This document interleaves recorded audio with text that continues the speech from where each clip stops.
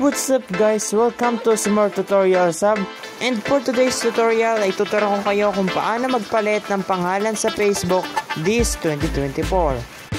Pero bago tayo magsimula ay please like, share, and subscribe. Una po ay buksan ng Facebook app. Sa Facebook app ay pumunta po sa 3-line icon sa taas. Then mag-scroll down lang po at hanapin ang settings.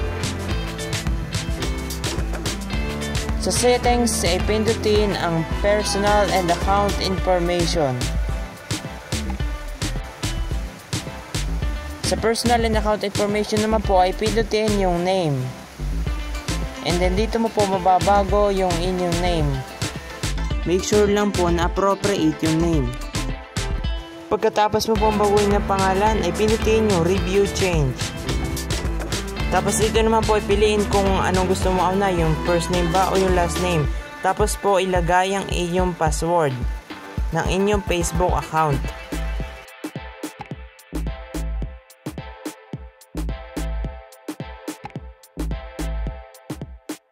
Pagkatapos mo pong ilagay ang inyong tamang password, ay pindutin nyo save changes. And then tapos, nabago ko na po ang aking pangalan sa Facebook, the easy way. Thank you for watching. Kung nakatulong sa iyo ang tutorial na ito, please like, share, and subscribe.